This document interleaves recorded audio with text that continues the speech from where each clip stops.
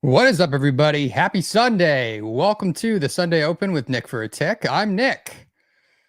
How is everybody doing? Nothing interesting really happened this weekend, and I'm sure this is going to be probably one of the most boring shows we've ever done on this Sunday night programming. Um, yeah, we all know that's not true. We all know that's probably not going to happen. I am absolutely this was one of those Sunday mornings when I kind of was not necessarily doing my prep, but just kind of getting organized for this show and thinking about it. And it's one of those where it's like my initial ideas, even from the close on Friday, Saturday night just kind of takes that and throws it away. And now you really, in a weird way, like your prep, it may not really matter as much this week because I think you might have gotten a little taste of the volatility that we saw on Friday with rollover and options expiration. But then when you have the chaos that is the geopolitical headlines that were dominating the airwaves this weekend, you just kind of have to take your plan with a grain of salt and be ready to move on the fly. So we'll talk about it. Let's go to the charts. How did everyone trade this past week? I know there were a lot of like ebbs and flows in the last trading week. It was like, I think we talked about it last Sunday. Never my favorite week to trade with rollover. You get a lot of, jumpy price action. We had the holiday on Thursday, markets were closed. And then we had a pretty fun Friday that I unfortunately only traded for maybe about 40 minutes and then just kind of called it a session. And then naturally that's when we actually started experiencing some volatility to the downside and some decent places to take some longs even towards the end of the day, where it made a lot of sense. So if you had trouble kind of with that tape on Friday, I mean, I gear up for this week. I have a feeling it's going to be dominated by headlines, by more, talking heads in the federal government and other places just kind of moving the markets. And if you missed our lovely Federal Reserve members in their blackout period, they are also back this week. So if you've never seen this show, this is basically a light prep that we kind of look at for everything as far as ES, NQ, GC, and CL. Actually, CL is what I really want to see tonight more than anything else, is just to see what kind of volatility or gap up that we probably are going to see in crude to start tonight's session. But we talk about those. We give you a rough idea of kind of how we're trading, where we are trading, where we may go, and maybe a few ideas here and there, at least how I'm seeing it. Outside of that, we'll talk a little bit about earnings. We'll talk about what's on the docket as far as economic releases coming up this week and just other gotchas, things that are on my mind, things that make sense to talk about. But the good news is options expirations behind us, rollovers behind us. We're in the dog days of summer here in Texas. And it seems like we're not just going to be sleepwalking to an all-time high for the 4th of July. So that's new. That's something we didn't do last year. If you remember last year at this time of the year, we basically were just kind of in this. I mean, I know this is after the post Terrafor response, but we were basically in very similar price action where every day we were just kind of grinding a little higher, making a new all-time high, and everybody was, celebrating and very happy about it. Now this might be a little bit more dreary, where I don't know exactly where we're going. We still may hit an all-time high in the next few weeks. I mean, who knows? When we have geopolitical narratives and when you have markets that can move as quickly as this one can and shake off bad news and things be immediately kind of rebid, there's nothing to even if there is any sort of downside volatility this week, the second I think you get word of a ceasefire or a deal with Israel and Iran, like we could absolutely be all the way back to 6,200, in the blink of an eye. So it's something that I think as we're heading into July here in the next 2 weeks, it's just something to keep in the back of your mind. That think about how fast we recovered that 20+% correction in the post Liberation Day, and how fast the market has quickly moved us back to the all-time high area. So it's one of those where, yes, I think everybody and anyone is expecting some aspect of downside to start tonight's session and maybe even the early parts of this week based on the news from Saturday night. So I'm sure that's going to happen. I don't think anybody would be shocked by at least a violent gap down to start our session here tonight. But where do we go from here? And looking at ES, I mean, we were in we still kind of are in almost like a 2-month balance, if you will. I know that's 6 weeks, but 2.5 months. We'll just say for good round numbers here. And it may still take a decent amount of effort from sellers to push us. I always forget I have to hit control to push us down even as far as into the 5700s to potentially even go close this gap. There's a lot of work to do.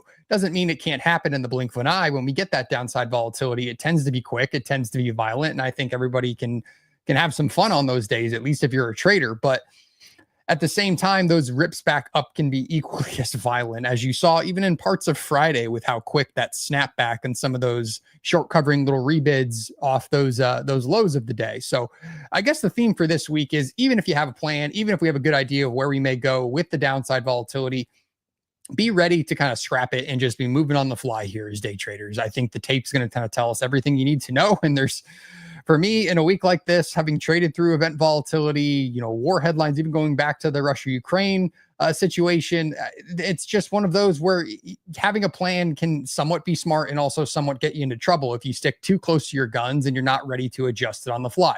So that's kind of how I'm thinking about this week, is looking at ES. I'm even putting my pivot down below last week's low, even towards the June open. I'm actually just keeping an eye on, which is going to be roughly around 5,900 on the old S&P 500. So the SPX chain still sitting there around 5,900. I would love to see sellers with some force actually show us some initiative selling below that level. Otherwise, it's very possible. I mean, we may just kind of meander to the bottom edge of that old 3-week balance down here towards kind of the 59.10s all the way down to probably the 58.90s would make a lot of sense. If there is some downside volatility, I could very much see us just kind of traversing value, and who knows, we may find buyers down there immediately, continuing to kind of hold us up and just continue this multi-week, multi-month now balance area.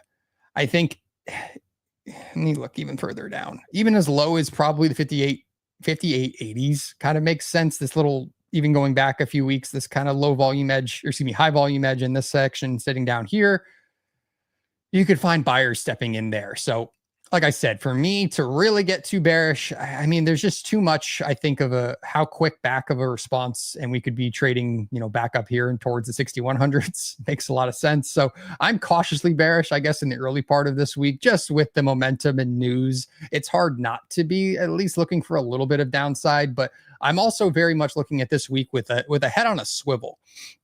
I think you're going to see, probably with the increased volatility this week, you'll probably see some increased margins at some of your brokerages. If you haven't seen some of those emails already go out already, I think a bunch of us were starting to see them fall in for things like crude, which I am sure is going to be incredibly volatile this week.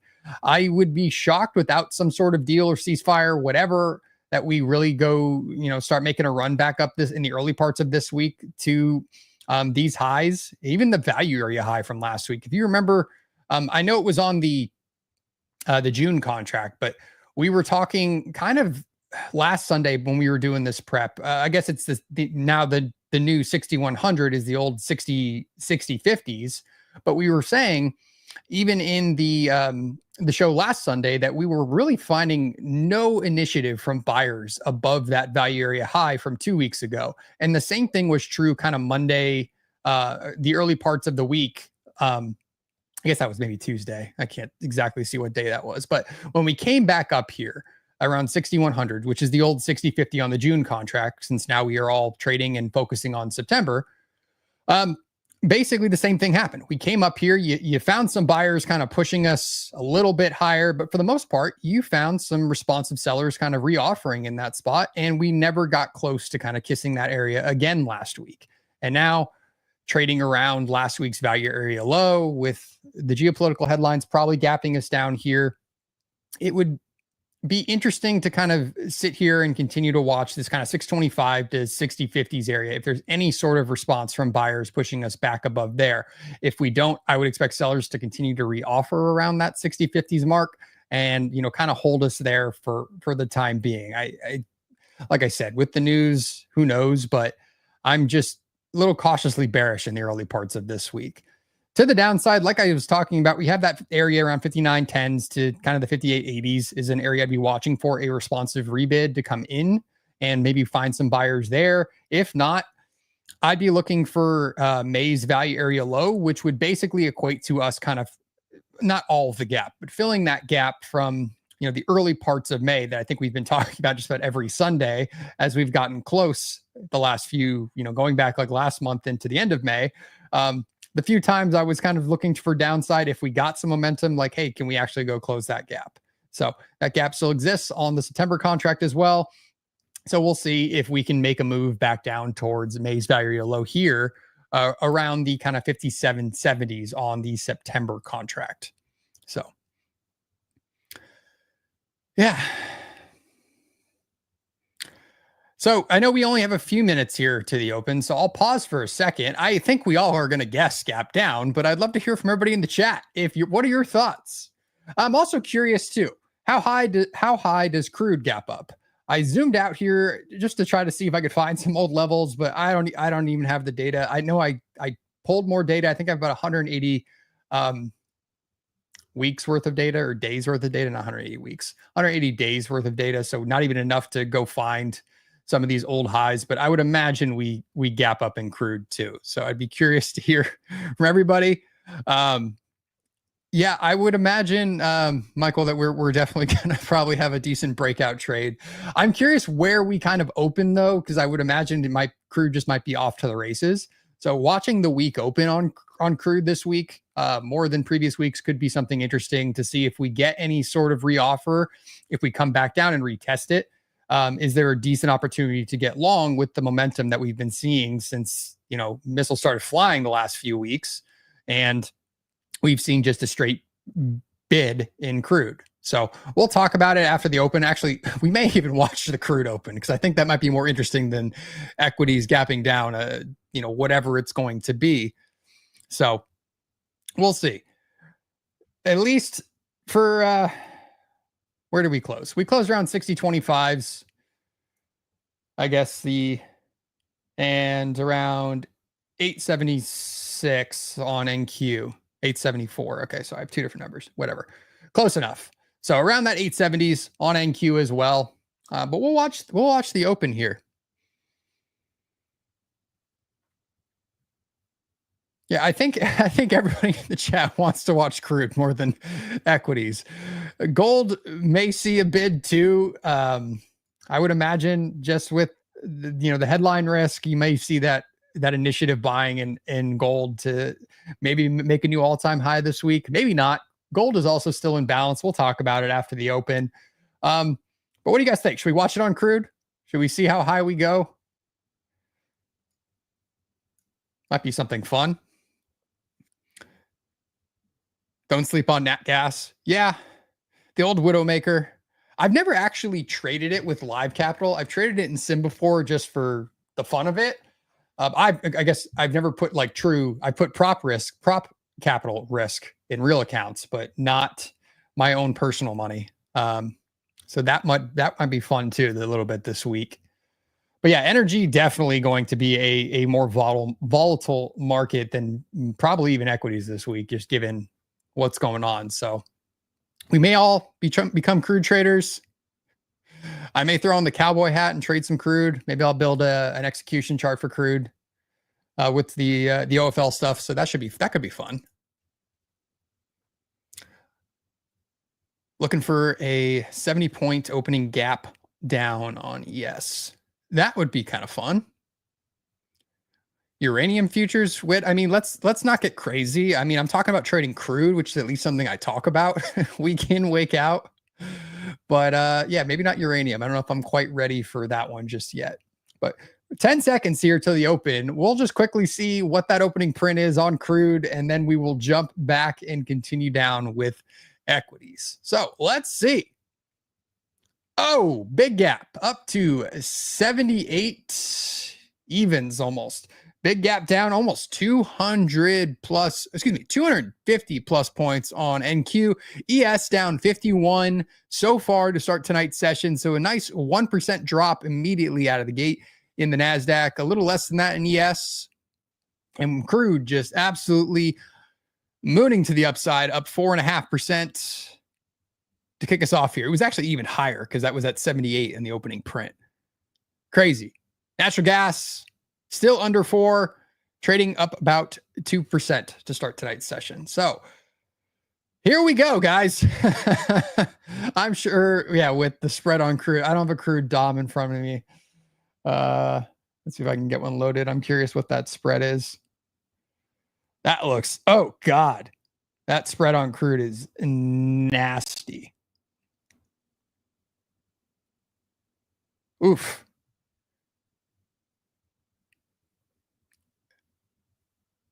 It was worse. I can imagine. All right. So week open on crude going to be right around 78. So keep that in the back of your minds if we don't traverse back up there, or if we do and you find sellers reoffering in that area, it could be an interesting short potentially. I don't know if I want to short crude at any time right now, but so far pops up there at 78 on the opening print and is currently reoffering a tad lower. So we'll keep moving. NQ so far off its low. ES as well. Yeah, let's see. Week open on ES, that opening print right around the 59.64 mark, give or take a point or two. I'm kind of eyeballing it as I'm zoomed out here. Yeah, we'll just call it 64 for good measure. So nice gap down. I don't think that shocked anybody, but so far straight bid right off that. Came down.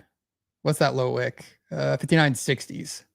So a little bit higher than my week pivot when I was just kind of equating it to the 5,900 strike on SPX for this week as well. Like I said, I would like to see some sellers really pushing us below that before I'm getting too bearish. Otherwise, I would expect a situation like this where the dip may be bought, at least in the bottom side of this. You know, if we were to draw a volume profile for all of these, that's kind of your part heading towards your value area low as well, if not around there. So yeah, it's a real thing, guys. NQ is a hot mess, even though it's now 100 points plus since that gap down. So we'll keep watching. We'll keep talking about it. But for the time being, it looks like we are getting at least a responsive bid off this gap down. So NQ currently trading below the current 3-week balance we were in and falling inside of the old 3-week balance. So we'll just make this a little larger for everybody. So if you hated this old 3-week balance that we were in between kind of the artists formerly known as the 21,500s on the June contract, it's basically now that same area is basically the 7s to 750s. So if you've done charting on that old 500 area that was very responsive, at least the last 3 weeks, with providing decent rebid opportunities and places to get long. Now we may be seeing, does this area hold for sellers? Do sellers step in around these kind of 750s down to kind of the 700 evens currently where we are trading? And it's kind of the bottom edge of these low wicks from that old balance range. So you have that situation where if you do find sellers in the early parts of this week continuing to kind of defend, I would say even as low or as high, as kind of the 770s to 800s, do not be shocked if we find sellers kind of reoffering in that area to at least kind of put a ceiling on the bottom edge of the last 3 weeks of balance. And then maybe we're talking about traversing the old range between kind of the 750s and kind of the 400s, maybe even as low as kind of those 350s, 330s. I'd be looking for buyers to potentially come in and defend. But in the event that we get that larger move to completely traverse kind of this old range, we're talking down towards kind of the 21,000 evens all the way down to closing this gap back down towards the 20,000, what is that? 440s. So I don't know if we're going to get that much violence this week. Like I said, we've been kind of balancing for the last 6 weeks in these tighter ranges, even by NQ standards. I would imagine the range expands a bit this week. We're past kind of, options expiration and rollover. That may have been part of the reason, at least for the last couple of weeks, we were kind of stuck in this range. Now things may unclench a little bit. We may have a little more freedom of movement, and a headline catalyst like this gives us a reason to bid the VIX a little bit and, provide us with a little bit of expanded ranges to start this week. So I don't know. It could be interesting, but I'm kind of going to be watching this area.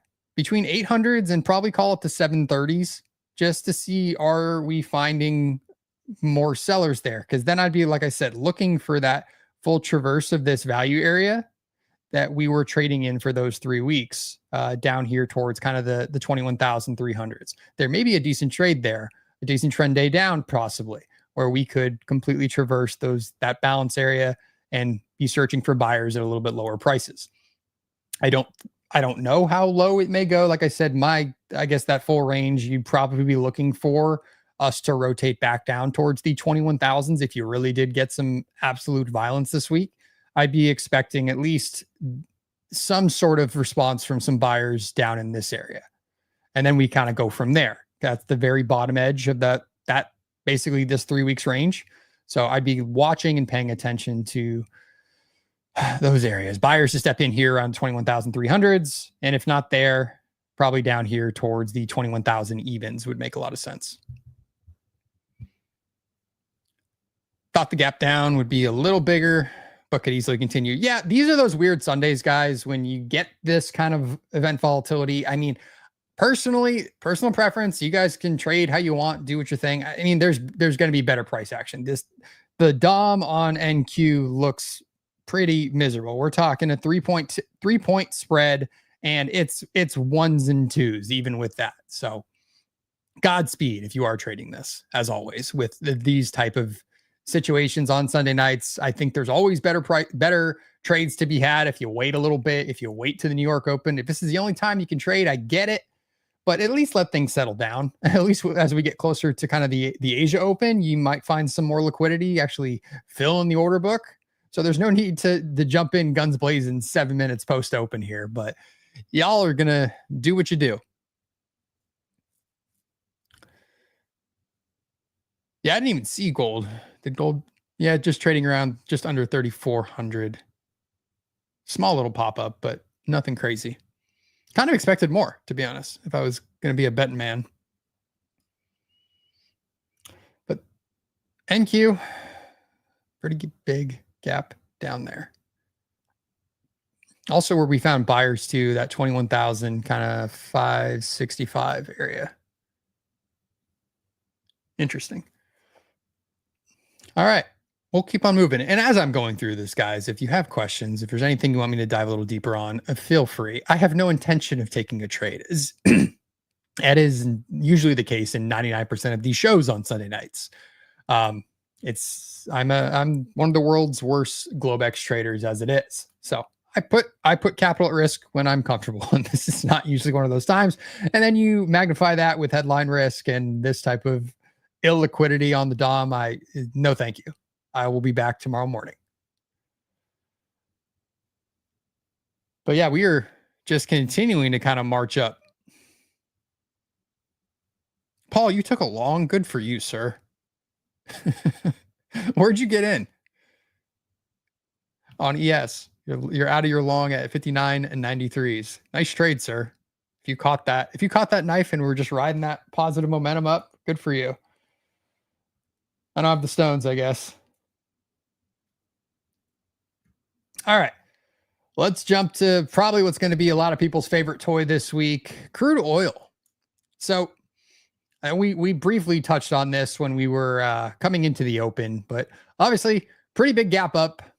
We'll see if it actually does get closed. So far, responsive bid off of the previous week high, which last week we made 2 attempts to actually go break 2 weeks ago's high up here around, what is that, 76.17s, maybe even a little. Oh, that's this week. Last week's high was right there around 76. So once again, responsive bid stepping in there around the 76.20s.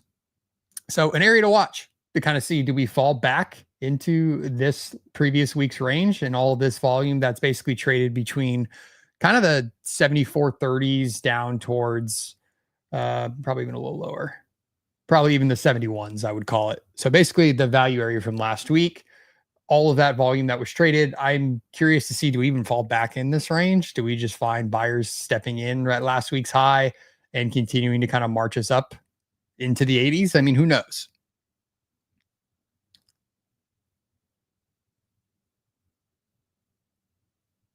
Are those previous week day levels on the freemium version? Or if you're referring to the OFL MGI, that's kind of sitting there, the order flow lab stuff. The previous week ones, I believe, so the weekly MGI, I believe, is included in the freemium edition. So those would be available for you to have auto plotted on your chart with the freemium edition of Order Flow Labs. So yes, I think the weekly MGI is included. The daily stuff, I believe, is not. So someone can correct me if I'm wrong, if there's somebody smarter than me in the chat that uses the freemium. But yeah, weekly's on there. Thank you. What was I saying? You know what's funny? I don't have a high target for crude. I'd have to really go back.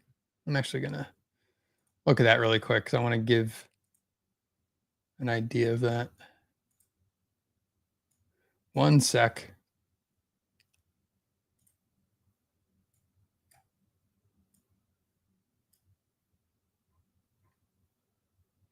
Yeah, so on the, I don't know what month crude is in now. August. Gosh, I was trying to think. I'm like, what month is crude currently trading in?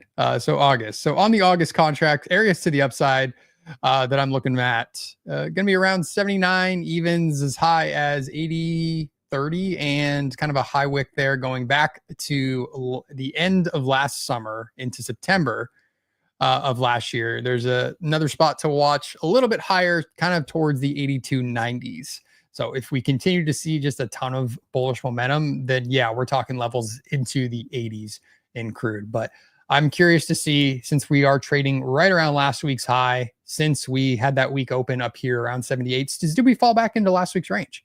And then do we get a potential area to long down here around 74? Do we find buyers continuing to step in and kind of, hold this momentum to the upside at last week's value area high at 74? So I'd be looking potentially to kind of take a long off this little bounce area that was built over the last, whatever you want to call this, 6-7 trading sessions, to see, do we find buyers continuing to step in at 74? And then maybe you're riding that back up towards the week open on the longer time frame. What's up, Luna? Good to see you. Thanks for hanging out. Yeah, it's hard to want to really look for a short right now in crude, isn't it? I think everybody was expecting this gap up, but it really just comes down to, can I get an opportunity to long this a little bit lower? I'm not going to be somebody trying to, I mean, I guess that, yeah, there's that eventual breakout trade once we kind of pop this. But for the most part, at least for me, just knowing the way I trade, I'd be looking for a long a little lower than trying to be the first hero to save this around 76 and hoping that buyers are just going to lift up with me.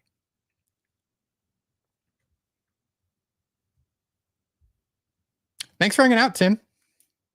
Yeah, we do this every Sunday. You can get this simple prep. We just kind of walk through the four major products that I think a lot of our traders are actively playing around with day in and day out. And then you can see me and a bunch of my trading friends in the afternoon here on NinjaTrader Live. We trade the close, we trade power hour, and a little before that. And we will be actively kind of using things like volume and order flow and delta to kind of guide a lot of our trades. So if you've never hung out with us in the afternoon as well, I mean, the NinjaTrader team has brought an outstanding group of traders onto, their day trading shows here throughout the network. So if you have not had the chance of tuning in during from the New York Open and New York Close, feel free to start hanging out. There's a lot of great information, a lot of good traders to learn from and, hang out with. It's a good group of people that are always here every day. So feel free, continue to join us. All right, let's talk about GC. So in the old gold, we haven't moved a whole lot in the last 2 months, to be honest. We came up in April, made that all-time high up here around the 3,500s. So far, we made that other attempt to kind of go kiss that old failure of making a new all-time high, going back to kind of the early parts of May. And that's the exact same place we kind of reoffered from last week. So the geopolitical stuff, does it put a fear bid into gold? It's very possible so far. Small gap up, but right into the center of last week's value. And there's not a good amount of edge here. And we've been talking about this for the last few weeks. It's kind of just a hot mess. You should be probably, if you're a range trader, if you're someone that loves to just kind of be in this environment, all the power to you, but you really should be looking for buyers to continue to initiate and protect longs around that 3,300 down to kind of the 3,280s and change. That's basically the range we've been trading in, is just a ton of volume traded between 3,400s and 3,300s. And until we kind of really do break out, and I mean that hold my beer type breakout or breakdown, that's really the edge here. You're kind of looking for being on the right side of momentum, given that 100-point range, basically. That's what we've been trading in. I really wish there was more to talk about with this. I would be hoping with the headlines that maybe with this gap up, I mean, we get that positive move. And if we can make another crack at 3470s, maybe that's the hold my beer move that we kind of need to go break down the wall that probably is sitting around 3500s. So personally, I'd be looking for playing the long side of this range, at least this week. I know I've talked about shorting the top edge of 3,400s, here and here. It just, I'm on the fly just based on what's going on. As equities are continuing to bid, yeah, it makes sense to probably look to reoffer around 3,400s if all things are fine. But as the narrative continues to change and there's, more headline risks, then yeah, by all means, we should probably be looking for longs in gold. So this week, I'd be leaning a little bullish. Maybe we can go take out 3470s and maybe make that push up to 3500s, possibly go make a new all-time high if we get that sort of momentum. If not, if you're scalping longs, this is the spot you'd be lightening up, is kind of these 3400s to the 3420s and just, sitting in runners, not letting a large reoffer step back in and just kind of take you out of the whole trade. So you'd be lightening up in that spot. Until we kind of see the change of this. I mean, last week just looked terrible if you were trading this. I mean, that's a pretty tight, choppy, miserable week of trading, just kind of drifting downwards, and now a gap up. So just tough to trade this the last 2 weeks. It looked like, I think last Sunday we were talking about, I don't remember where we were trading. I think we were sitting around the 3,400s again. But we were talking about maybe last week was a good sign that we were kind of maybe looking to go break to the upside, and naturally a large reoffer comes in at the 3470s and kind of stampedes on that parade of another all-time high in gold. So we'll see.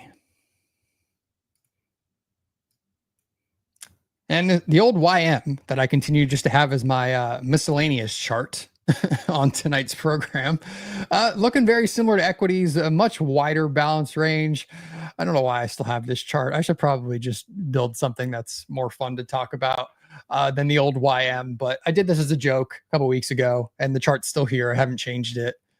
But yeah, in the multi-week balance range, we're sitting on the bottom edge of it, and we'll use the same momentum that we are kind of seeing in ES and NQ. Do we continue to find buyers stepping in here around the 42,000 mark in the old YM, and maybe you're playing the other side of this balance if we don't get any sort of real continuation to the downside. But in the event that we did, where are we going? Heading back, probably down here towards the 41,600s. If we were to see continuation, just like we probably are possibly going to see in equities so far with this gap down. But I don't know. I don't know why I still have this chart. I should probably do silver, uranium, something else someone in the chat was telling me to talk about. So we'll pause there. Have we done anything since? Go to my execution chart. No, it's just been straight bid since the gap down. Week open, sitting down there around 59.64s. But you're saying just nothing but positive delta, all buying since the open. So we'll see how fast the market decides to shake off, I guess, the bad news from Saturday night. YM is great, though. I'm not saying it's not. I'm just saying I don't trade it, and I kind of did it just to be funny. to create it and talk about it. But it's just kind of been range bound the same way equities are.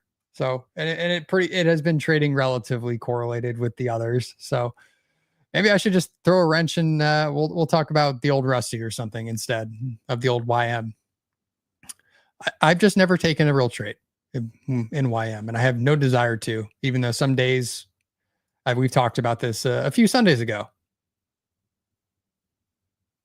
Hey, Jim. Good to see you hanging out.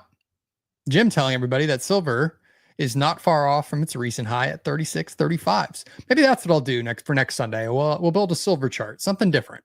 Another, maybe one of the other metals, or I can't do ag. We tried to do not lean hogs. We tried to do cattle when there was that, I guess, worm from, there was that headline of cows from Mexico being infected by some worm, and I was expecting it to gap up, and it did.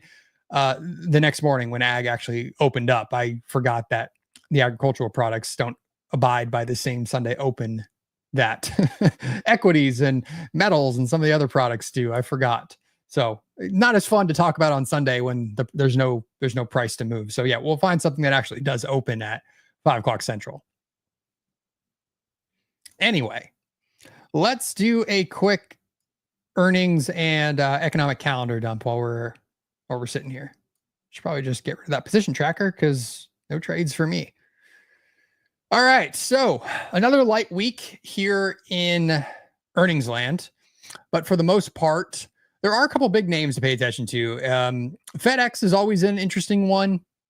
That gives us a good idea of, just as simple as it is, how many packages are being shipped, how well is retail potentially doing at times. And sometimes their guidance and their earnings call is very eye-opening to a lot of different companies that are actively, shipping packages out there in the world.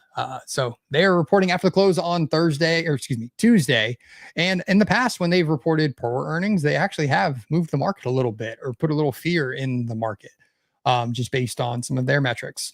And the biggest one this week is going to be Micron. Any of the larger semi names are always going to potentially cause a bid in names like NVIDIA and the Mag 7. So always important to listen to what Micron is talking about. And then the other one, Nike, on Thursday after the close. So all three of those after the close.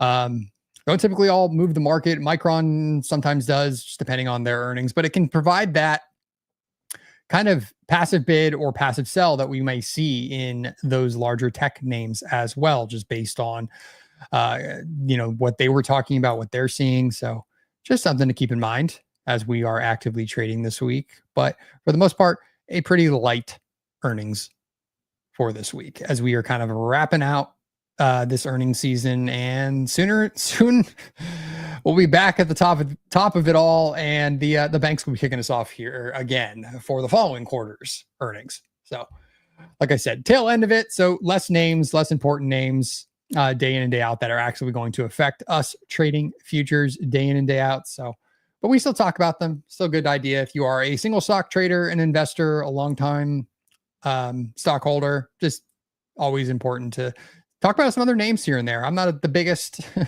single stock trader anymore. I do that with futures. Everything else is pretty much just buy and hold for me. So yeah, anyway, on the economic calendar front, I made the joke earlier today when we were coming on, but the Fed's blackout period has ended with FOMC last week. So now they're back with a vengeance, with plenty of speeches, symposiums, and everything else that they do, CNBC conversations, and everything else and the like. So in the middle of the night, Waller's talking right around the London Open.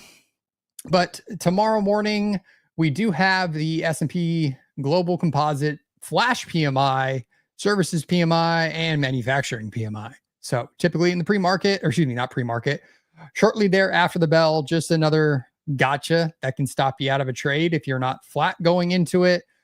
This one sometimes can move the market, sometimes doesn't, but I always like to kind of let the dust settle when we have these two back-to-back with Flash PMI and then existing home sales. I may just kind of let the dust settle as we get closer to the initial balance period before I'm really taking a trade. Nothing's worse than seeing a good opportunity, right before one of these two, and then kind of having either just flatten out for no reason because these are about to release, or getting stopped out of a trade right as these are coming in because the book dries up and the algos just kind of take your money and take your stop. So one of those Mondays where I probably am flat until after existing home sales.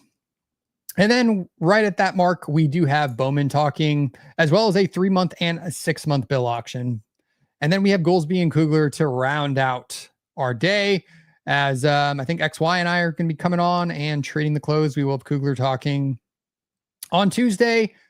This might have been one that everyone wasn't paying attention to, but we do have 2 days of testimony with our lovely Fed Chairman Jerome Powell talking to Congress.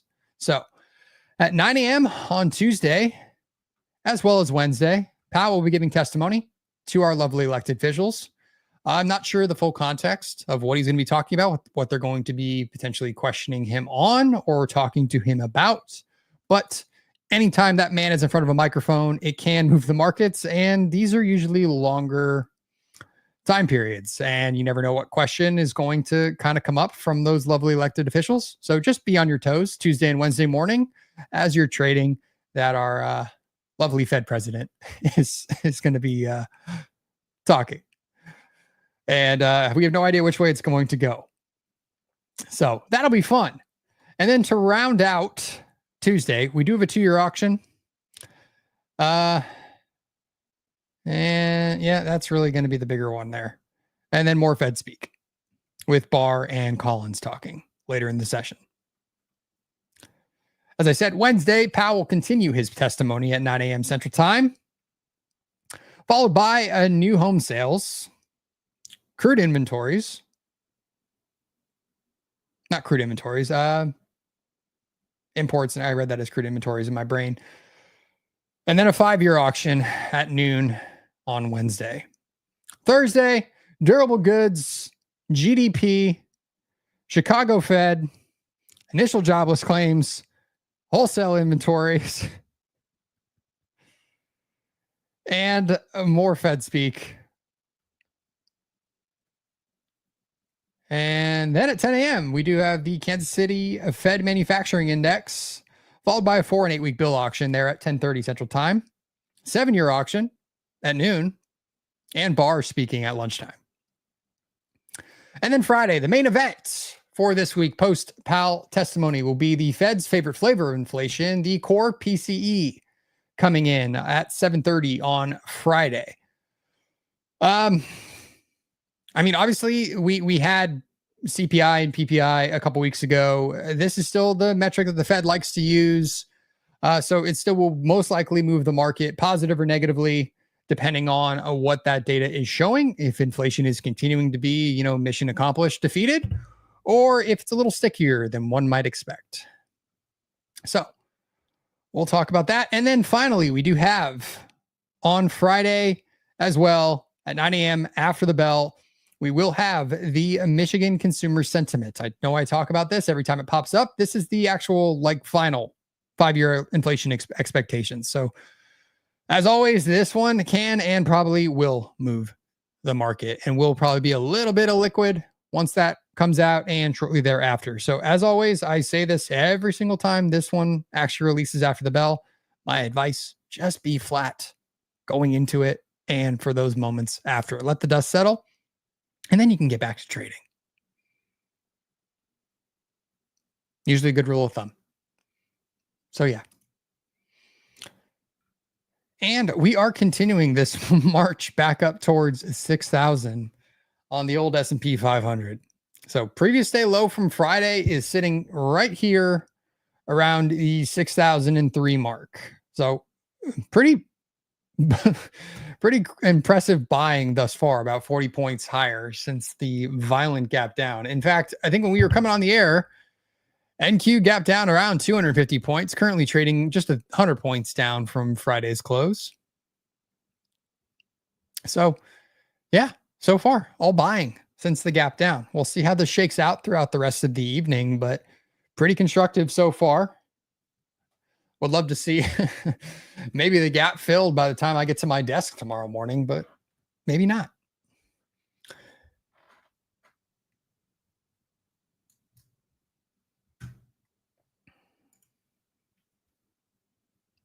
So this is typically the time on this show where if there are questions, I am happy to answer them. Dive into anything further that you guys want to ask me about, talk about, and we can kind of go from there. But in the meantime, since everybody's hanging out here, there are 300 people currently watching. If you haven't already hit like and subscribe, it does help me out. It does help the stream out and helps more people find us on this Sunday programming and more people to hang out with us and have some fun as we continue to try to, grow the channel, grow the show, and continue to have fun with y'all. So please do hit that thumbs up button. I would very much appreciate it.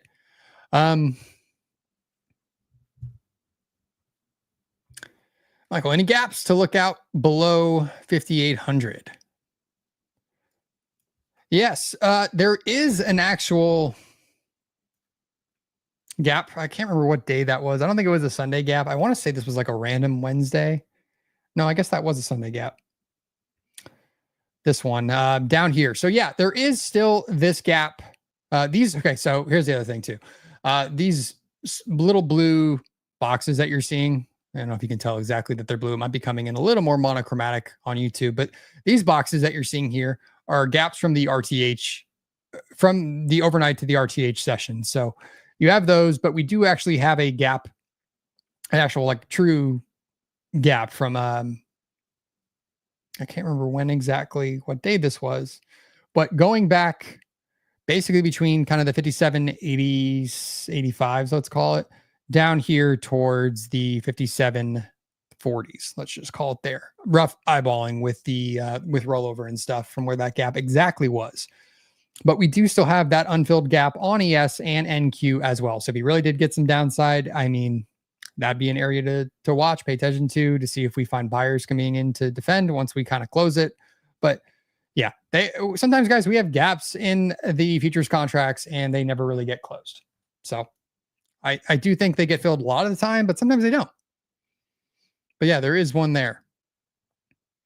WizKid, what is your trading strategy? So if you've never seen me trade, I mean, a lot of what I use is kind of what you're seeing on the screen.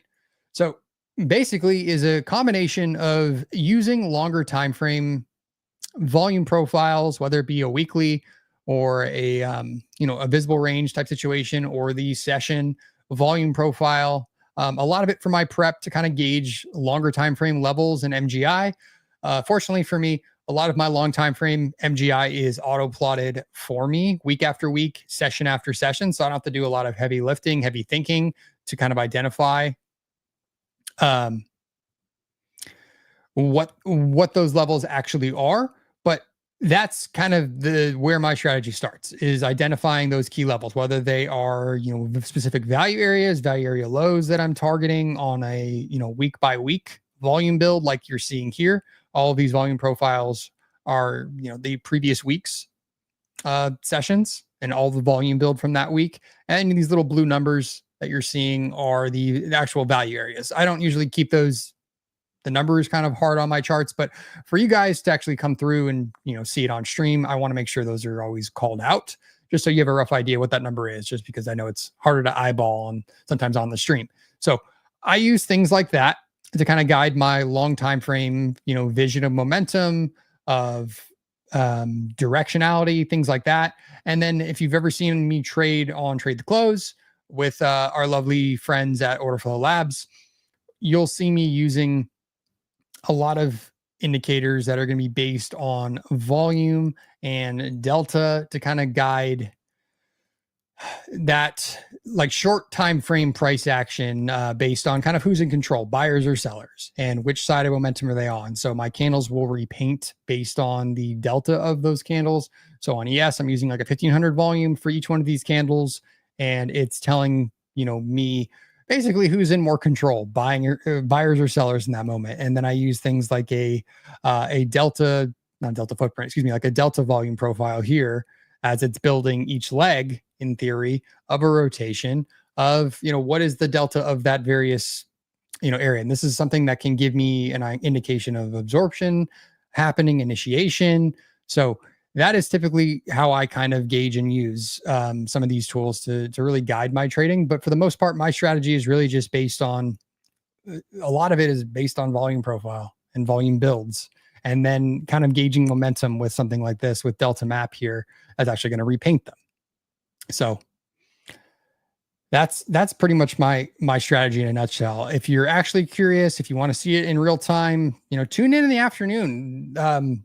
You can get a masterclass from somebody like Leo or XY at times to really understand kind of what's happening on the DOM, how we're reading the tape, and you're seeing us take trades live with you guys and based on exactly what we're seeing. And it's funny for me in the afternoon, it's a time frame that I don't usually trade, and I'm historically not necessarily the greatest trader at power hour. It's all usually has been a time in the session that I'm not necessarily putting capital at risk, but it's been a fun exercise for me to get more experience, try a few things, still articulate and talk about and take trades based on what I'm seeing in a time I'm not as comfortable with, kind of the speed or the execution, but still doing it and trying to get better at it. So please do always tune in and hang out with us in the afternoon. It's a lot of fun.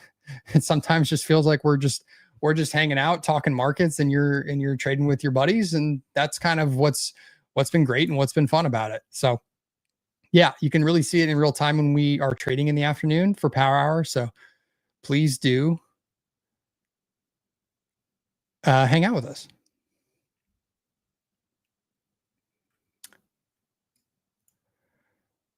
What volume profile settings?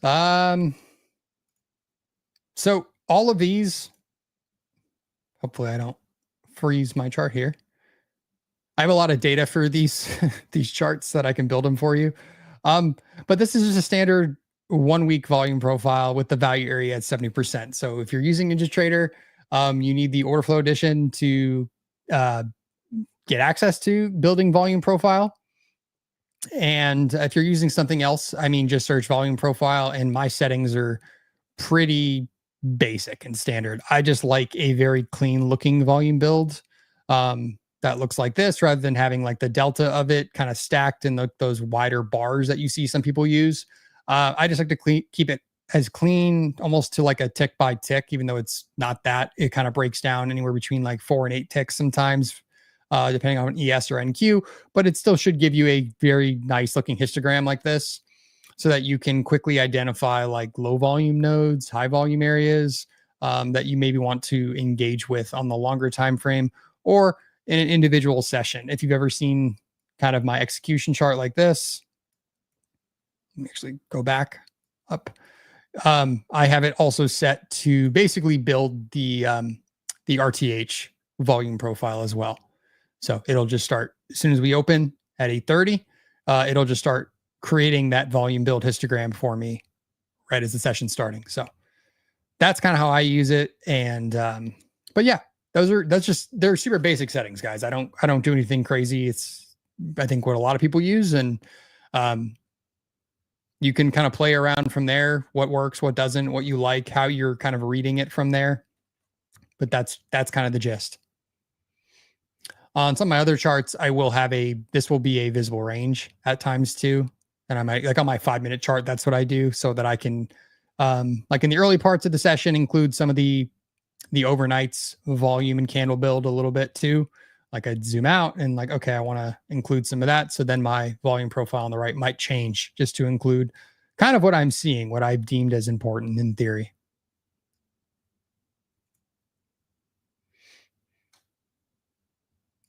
So yeah, we'll do a quick recap here of my game plan for a little bit, and then we'll let you all get out of here. How about that?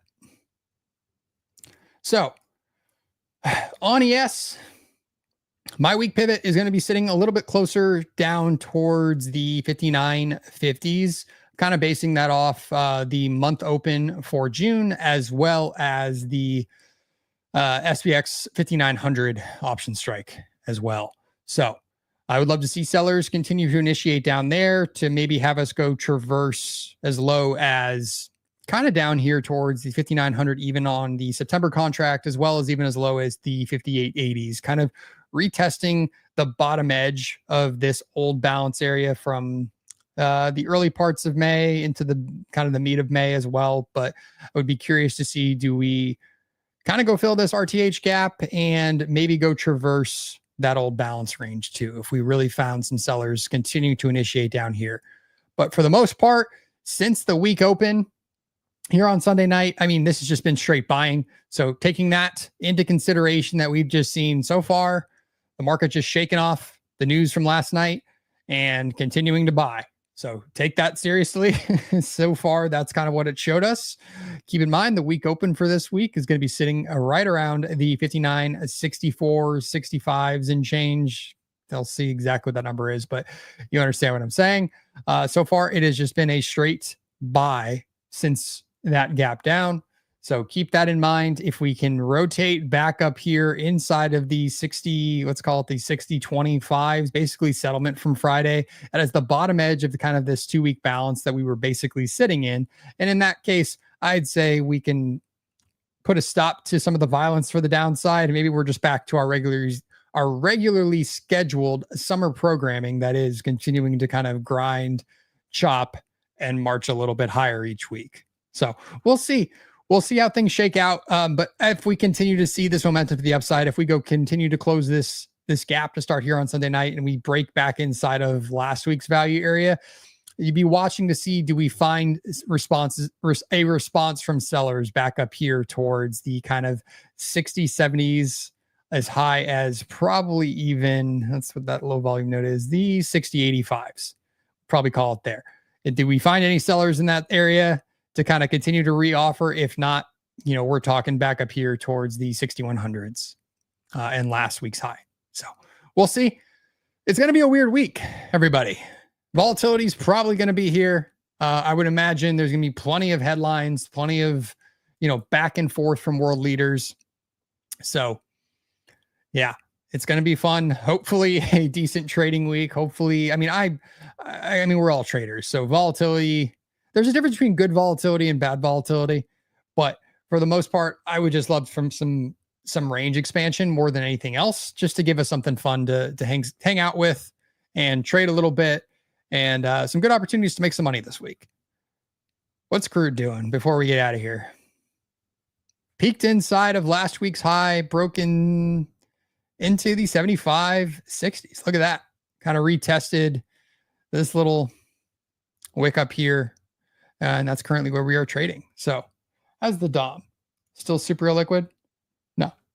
Settling down now. But so far, continuing to kind of reoffer and trying to push us inside last week's range. So interesting spot in crude, but violent gap up to 78s.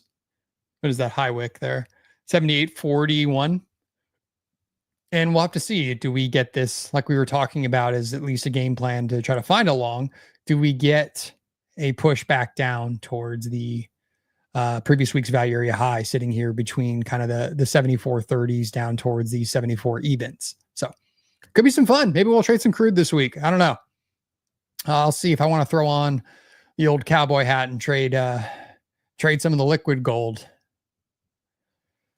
But yeah, that's the show, guys. I think that's what's going to wrap us up here tonight. Thank y'all for hanging out. I always do appreciate it. If you haven't already, please do hit that thumbs up button before you get out of here.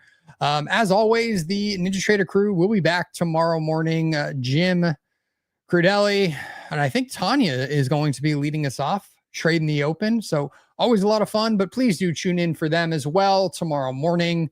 Get your pre-market analysis, see some great traders actively navigating this, what is likely to be a crazy tape to start us off this week. So it's been a lot of fun. Thank you all for hanging out with me. I really much appreciate it. Everybody have a wonderful, safe evening. Enjoy the rest of your Sunday. And I will see you guys back here tomorrow afternoon to trade the close and whatever this volatile tape is likely to be.